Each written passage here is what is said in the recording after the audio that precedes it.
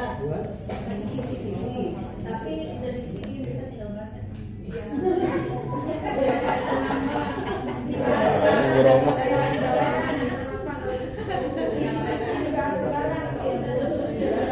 Soalnya aja belum bikin saya. Insya bisa, nggak usah.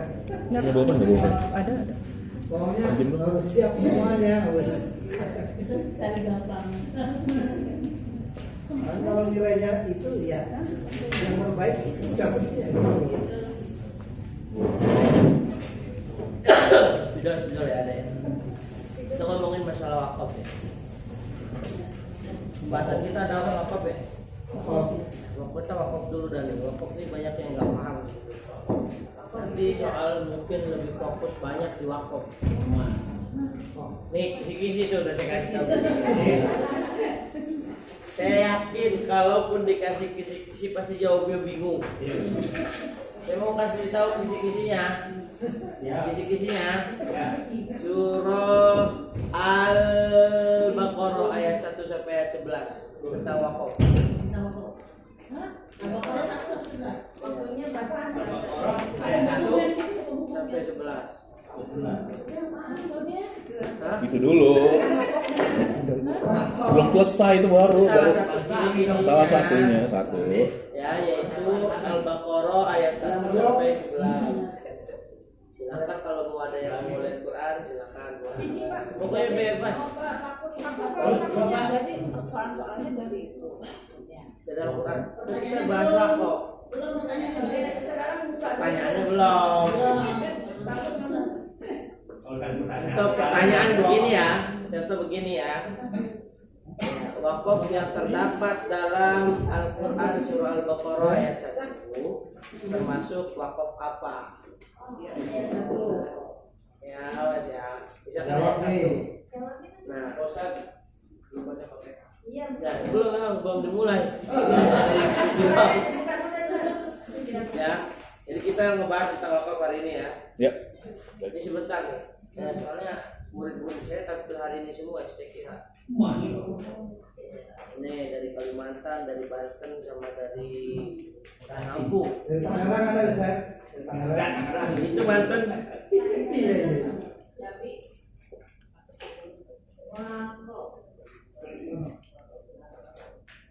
Anu pada tahu apa? Tahu. Di sana. Masa pertanyaan gitu doang, langsung lulus.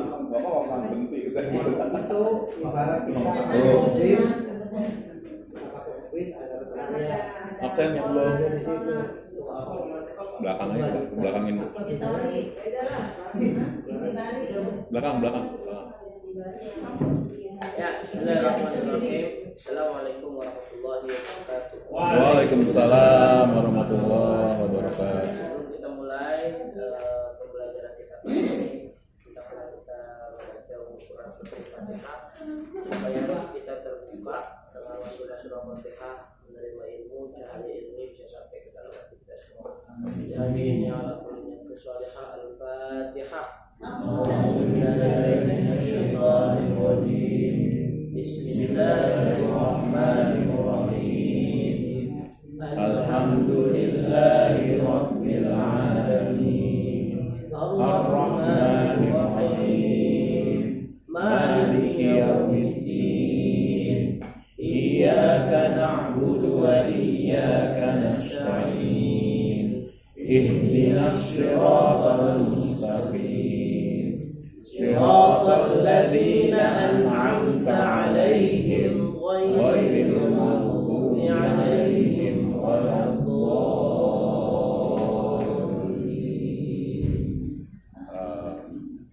Alhamdulillah, salatu wassalamu ala Rasulillah wa ba'd. Saja materi kita pada hari ini kita mengulang ya. Karena nanti mau ujian. Kalau orang dulu mau ujian disebutnya apa? Ulangan. Ulangan. Ya, kenapa diulang? Karena kalau nggak diulang lupa. Ya, maka belajar itu sebetulnya bukan lebih banyak belajarnya, lebih banyak mengulangnya. Sama kayak ngafal. Ya, makanya kalau kita belajar tajwid ya sebetulnya dari kita belajar dari kitab yang paling tipis Hidayatul Mustafid, terus Tufatul Atfal, terus Jazariyah, terus At-Tibyaan, terus Al-Furqan, terus Qaulus Syadid, terus sampai yang atas ya. Itu pembahasannya itu aja sebetulnya, mengulang-ulang doang. Cuman dalam mengulangnya itu dia bertahap. Yang pertama tuh lebih sedikit, lama-lama. Nah ini agak berat dikit. Memang step by step. Cuma kadang kitanya nggak sadar. Kalau yang metode Maisuro gimana? Maisuro, metode Maisuro itu dibuat oleh guru saya juga, dosen saya. Dosen favorit dulu di PTIP ya, Dr.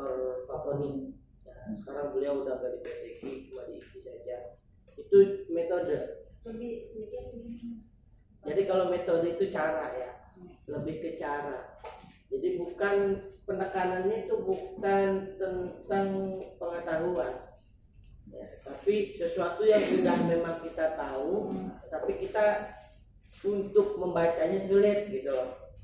Kita tahu nih, kalau kita belajar metode Maisuro ya, kalau kita belum tahu idhar itu kayak gimana, ikrab kayak gimana, agak ribet juga. Setiap semua metode ya, metode cara membaca butuh dasar. Nah dasarnya itu ya kita perlu pelajari.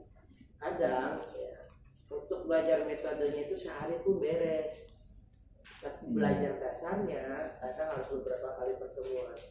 Seperti itu. Saya pernah ditawari beliau untuk jadi tangan kanan beliau kalau untuk seminar itu. Saya masuk di situ sebagai tim, tetapi qadarullah karena saya juga masih mengabdi waktu itu di pondok pesantren, jamnya terbatas, untuk berada di luar itu terbatas, jadi kita waktu S1 saya nggak bisa. Padahal beliau pengen sekali gitu, saya juga pengen banget kerja sama beliau karena banyak ilmu dan hampir 60% saya ngerti qiraat dari beliau. Iya, dari beliau ya, Kiai Fatoni. Kemudian dari siapa lagi? Kiai Mohsin Salim. Tiga Ya, yang masih siapa lagi? Dari Kiai Marzuki. Itu guru-guru saya tuh. Oh dari Kiai saya, atau dari Kiai sampai sekarang saya masih belajar. Ya, setiap malam Rabu. Wah itu pengajiannya ada di live di YouTube Pondok Pesantren Al-Quraniyah. Kalau mau lihat ada beberapa juga dosen-dosen sini yang ikut live ngajinya. Itu kita ada praktek bacanya, pengen tahu bacaan Al-Quran kayak gimana, yang beda tuh kayak gimana, ada di sini. Ya itu kita ada. Ya. Pondok apa tadi? Bosan? Hah? Pondok apa tadi? Pondok Pesantren Al-Quraniyah. Al-Quraniyah. Ada di YouTube ada. Malam Rabu, ya Selasa malam Rabu. Untuk Selasa malam Rabu depan libur karena kita semuanya ke Malang. Kiai saya pun ke Malang. Ya, seperti itu. Ya, jadi masuk lagi malam Rabu lusa. Baik, kita bahas tentang wakaf ya. Ini ingat nih, wakaf itu tempat berhenti. Wakaf. Ya, wakaf itu tempat berhenti. Makanya orang dulu bilang ada kuburan wakaf. Ya, mau disebut wakaf, wakaf itu sebetulnya tujuannya sama, tempat berhenti. Memang tanah kubur itu kalau di kampung-kampung itu wakaf orang. Ya, wakaf bersama ngumpulin duit, kita beliin tanah kubur. Jadi kita udah nabung dulu tuh tanah buat kuburan. Nah, kalau wakaf itu tempat berhenti. Nah, tempat berhenti di dalam Al-Quran. Nah, ini biar nggak bingung nih, saya kasih tahu caranya, membedakannya. Di wakaf ikhtiyari itu pusing nanti. Nah, yang pertama wakaf intidhari. Wakaf intidhari itu adalah wakaf yang dibaca ya, ketika seorang qari membaca dengan jamak qiraat. Ya, jamak qiraat itu artinya dia nggak cuma pakai satu qiraat. Jadi dalam satu ayat itu bisa diulang-ulang sampai 24 kali bisa. Ya serius, bisa sampai 24 kali. Ya, karena memang wajah di dalam bacaan qiraat banyak sekali. Ya. Nah, itu berlaku waktu ketika kita sedang membaca qiraat. Contoh, ya. ahad, Allahus samad, lam yalid wa lam yulad wa lam yakul lahu kufuwan ahad. Untuk berhenti di kufuwan ahad itu banyak caranya. Lam yakul lahu kufuwan, ada yang walam yakul lahu kufuwan, walam yakul lahu kufuwan ahad, walam yakul lahu kufuwan ahad, walam yakul lahu kufuwan ahad. Caranya ada banyak ya. Ini seperti itu. Itu namanya wakaf intidhari, bukan wakaf orang pelabuhan, bukan. Kita yang belum tahu. Ya, maka kita perlu berterima kasih tuh dengan Kiai Muhammad. Ya, itu secara tidak langsung membuat orang penasaran, apa sih itu orang baca begitu? Dan akhirnya belajar, termasuk saya. Saya belajar qiraat salah satunya gara-gara dengar beliau ngaji. Kok beda sama saya? Cuma kalau dulu beliau nggak memperkenalkan itu, ya beliau baca dengan asim aja. Ntar ada orang baca, ya pulang dari Mesir, kuliah dengan dari Mesir, pulang dia bacanya berbeda, ya, mencoba membaca dengan bacaan berbeda. Kita bilangnya apa sesat, padahal bukan sesat, itu mutawatir. Justru kalau kita ingkar kepada itu sama dengan ingkar kepada Al-Quran. Dan baca Al-Quran. Ya. Jadi yang pertama itu disebut dengan wakaf intidhari, wakaf yang dibaca ya ketika kita sedang membacanya dengan jamak qiraat. Nah, kalau nggak jamak qiraat bisa nggak? Bisa saja.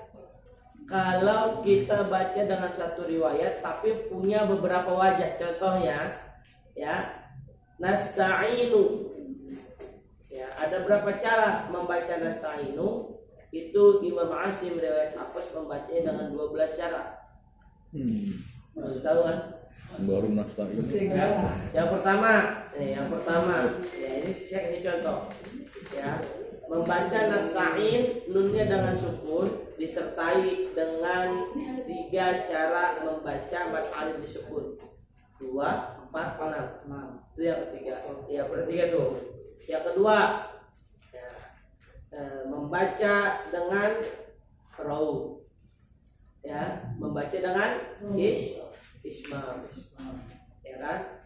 Membaca dengan ismam itu ada 6. Ada 3 cara lagi. 2 harokat, 4 harokat, 6 harokat. 7 banyak kan? Ya, berarti ada 7. Ada 7, 12, ada 7 cara. Ya, disertai dengan satu cara lagi dengan dengan raum. Kalau dengan raum hanya dengan 2 harokat. Ya, itu boleh dilakukan. Contohnya gimana? Nasta'in, nasta'in.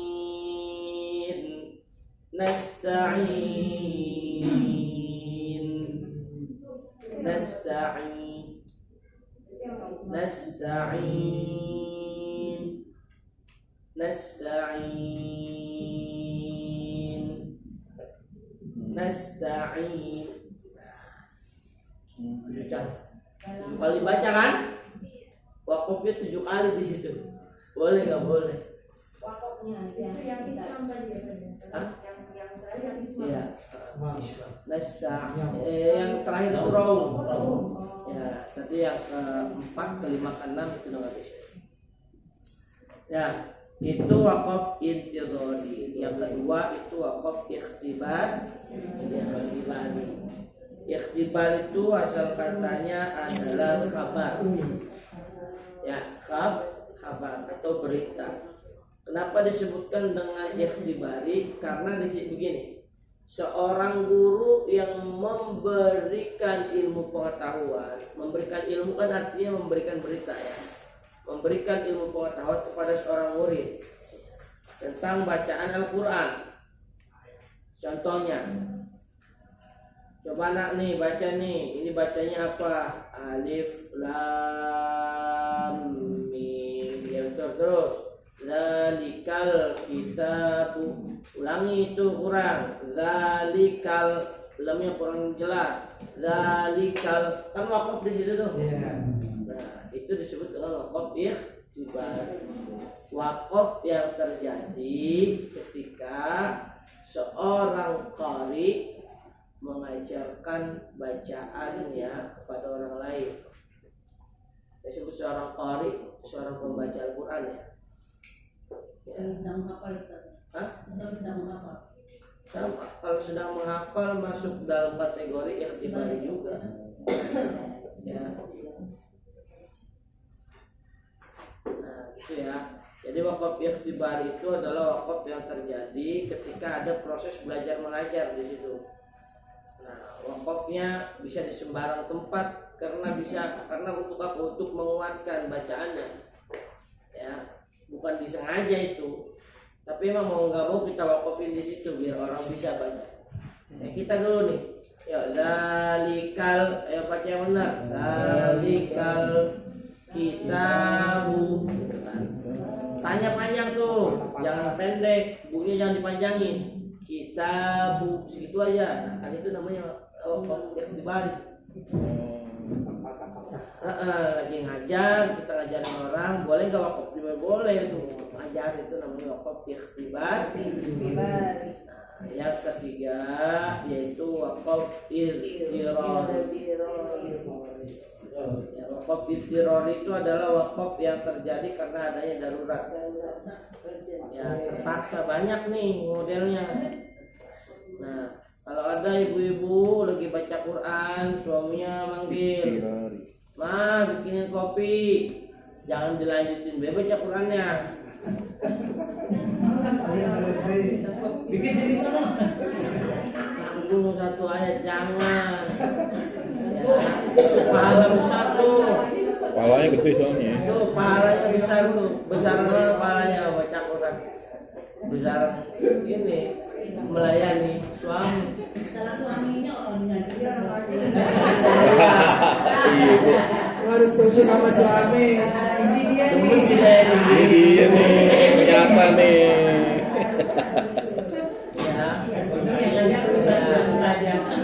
Nah itu ya karena surganya istri itu ada di telapak tangan suami. Ya, suaminya itu itu masih surganya gampang. Apalagi kalau suaminya di tangannya lagi bawa duit.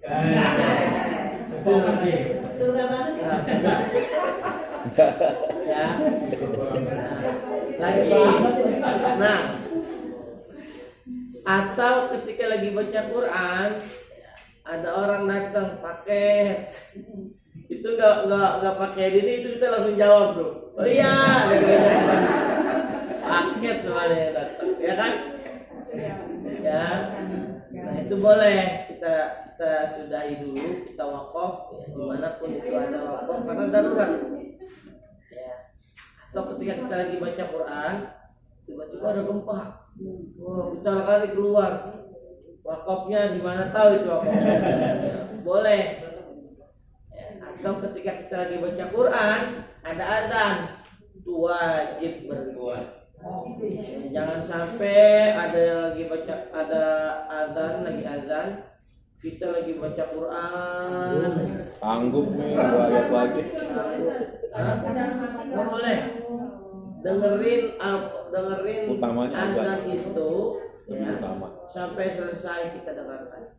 Jadi harus fokus ya. Bahkan dulu ya, kalau orang pada para sahabat Nabi itu ketika lagi azan ya, semua kegiatan yang ada itu diistirahatkan. Nggak boleh ngapa-ngapain, dengerin suara azan. Nanti urusan sholatnya mau langsung sholat ataupun nanti itu urusan masing-masing. Nah, kalau lagi bulan puasa gimana tuh? Kan kita udah siap. Biasa pas azan kita langsung Itu beda lagi ya. Kalau urusan iftar itu harus disegerakan. jadi dengan azan Baru begini juga nih, Allah udah Langsung.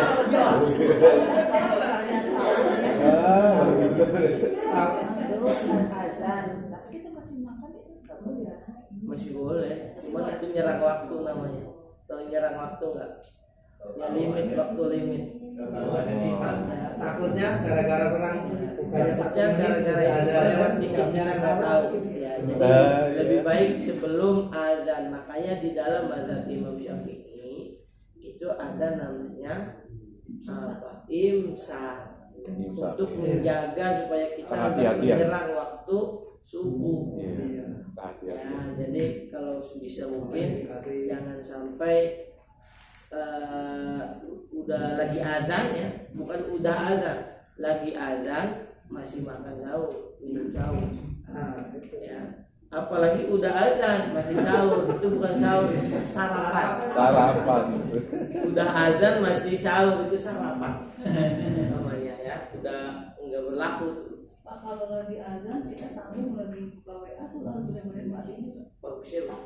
Soalnya kan saya kan publik tetap mendengar. Ya nggak apa-apa kalau publik tetap mendengar, kita tetap fokus menjawab azan ya, kan ada jawabannya kan kalau azan kan Yeah. kita ikut berdasyat.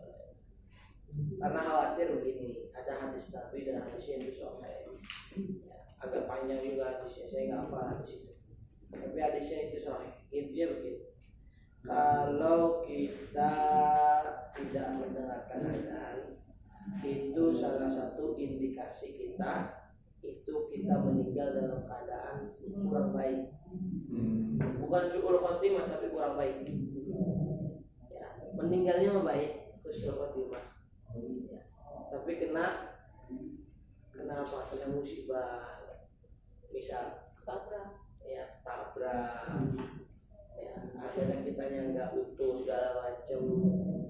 Nah, itu dikhawatirkan seperti itu. Maka ketika lagi azan dengerin. Tuh, hadisnya sahih. Ya, silakan kalau nggak percaya di googling juga ada. Kalau mau di googling sekarang juga ada. Ya, jadi kalau ada muadzin sedang mengumandangkan azan, dengerin. Nah, yang jadi masalah begini. Sekarang kan masih dekat-dekatan ya. Ya, di situ azan, yang sebelahnya belum. Ya, pas kalau udah beres azan, masjid satunya baru azan lagi. Ya. Nah, mana yang wajib didengarin yang pertama? Yang pertama. Atau kita pilih? Dan kita dengar. Ya, tapi yang lebih afdal itu yang pertama. Yang pertama. Ya kan yang kedua belum tentu ada yang azan. Iya. Ya kan? Kalau nggak ada yang azan, nah jadi afdalnya yang pertama itu kita dengar. Kita azan ya berhenti. Nah, termasuk baca Quran. Maka mohon maaf turun di Tanah Abang nih pengeras suara haram. Di kampung saya juga sama haram dulu pengeras suara. Kenapa? Khawatir ada orang yang dengar azan dia masih pada kerja. Ya, termasuk orang baca Quran. Ketika ada orang yang baca Quran kan apa tuh beritanya? Fastami'u lahu wa ansitu la'allakum turhamun. Kalau kita enggak fastami'u dosa, enggak dengerin dosa. Kenapa enggak dosa? Itu perintah di dalam Al-Qur'an, itu wajib. Nas yang ada di dalam Al-Qur'an itu wajib. Itu kalau yang menggunakan dalil itu. Ya, dan memang wajib fastami'u dengerin kalau ada orang baca Quran. Kayak dulu pengeras suara itu nggak boleh tuh di masjid, nggak boleh. Takut ada orang lewat, ya, dia nggak dengerin. Kasihan orang yang lewatnya dosa. Oh. Ya, kalau orang yang paham akan dengerin. Kalau orang yang nggak paham sih lewat-lewat aja dosa. Bukan berisik tuh. Kadang-kadang juga kan kita misalnya lagi ini yang azan subuh ya, sebelum azan subuh, terus kadang-kadang ada yang baca tapi gitu kan, sementara ada yang tahajud kan jadi di sekitarnya jadi nggak fokus gitu. Ya, tarhim ya. Oke. Jadi kalau tahajud bisa mungkin sebelum waktu tarhim, sebelum isya. Jadi pas yang masuk waktu itu tuh banyak zikir aja. Istighfar Ya. Ya. Nah, jadi itu tentang wakaf irtirori. Kalau kita lagi baca Quran tiba-tiba keselak bisa juga. Ya, ya, Lagi sholat tuh. lagi sholat. Nah itu wakaf iktirori juga masuknya. Ya, jadi itu yang disebut wakaf. Nah sekarang kita fokusnya adalah wakaf ikhtiyari. Wakaf ikhtiyari itu adalah wakaf yang memang direncanakan.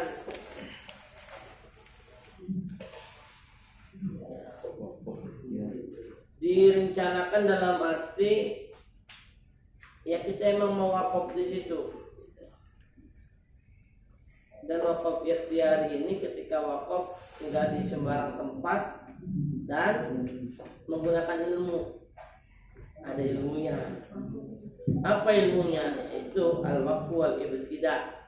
Ilmu wakaf wal ibtida minimal mungkin bisa gramatika bahasa Arab. Minimal kedudukan lah. Ya, kedudukan ada subjek, ada predikat, ada objek. Kalau di dalam ilmu gramatika bahasa Arab itu ada mubtada, ada khobar, ada maf'ul, ada fi'il, ada fa'il, ada maf'ul. Seperti itu. Nah, jadi kalau kita mau wakaf ikhtiyari, maka kita kudu ada itu tuh. Tapi enaknya kita nih sekarang tinggal dalam doang, tinggal baca doang tuh Al-Quran. Udah ditanda-tandain sama para ulama, ini di sini wakaf bagus nih.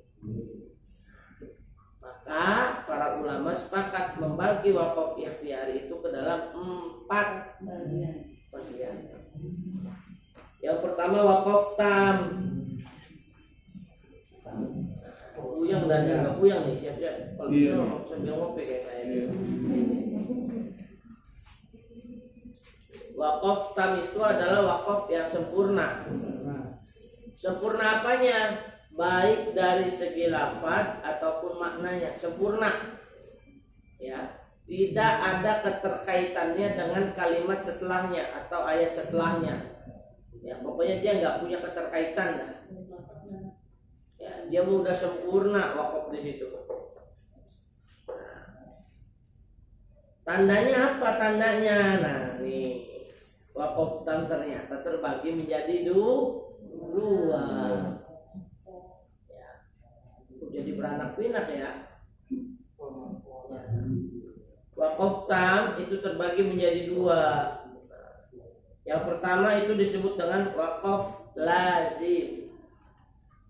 Wakaf lazim. Tandanya apa? Mim. Tandanya mim. Wakaf lazim. Gini wakaf.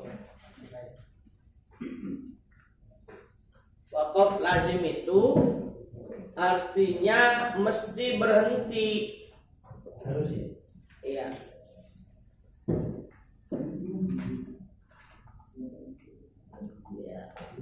Mesti berhenti di wakaf tersebut dan memulainya langsung ke kalimat setelahnya, nggak pakai diulang, ya.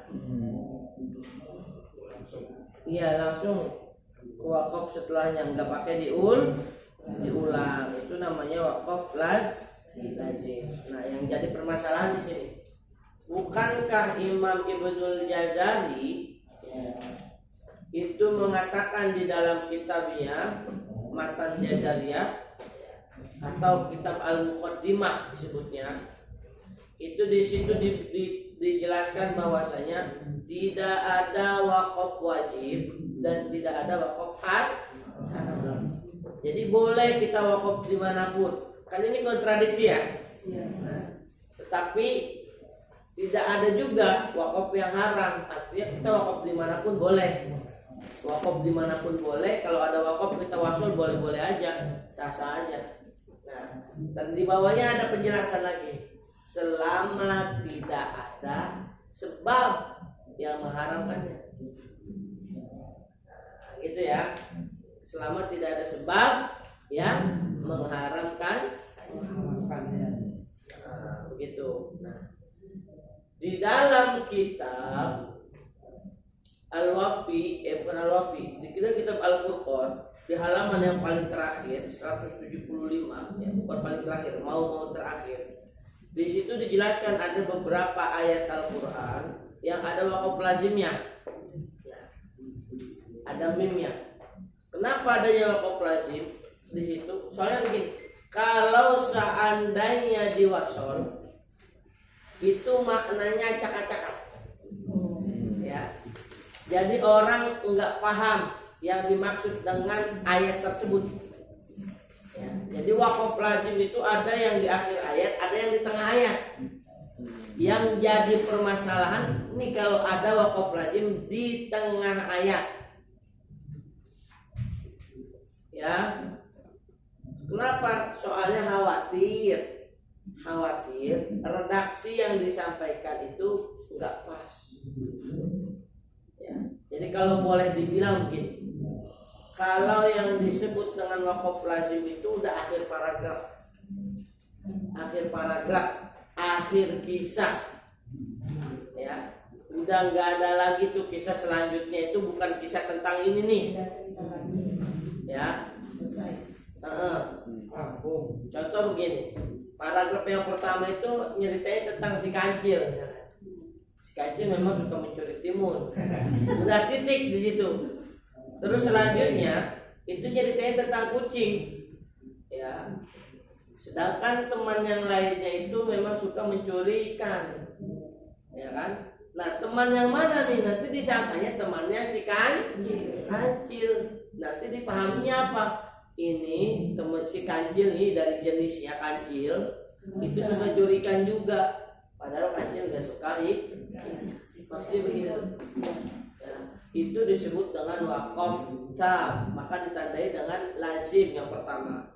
Itu dengan mim. Kenapa? Karena memang udah sempurna di situ. Nah, tugas kita ikutin.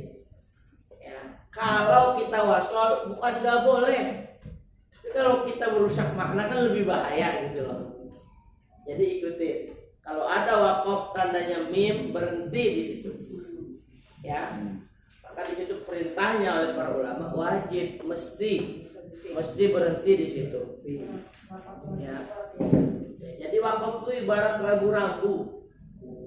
Ada tulisannya lampu merah. Kan wajib berhenti lampu merah. Tapi kita jalan aja.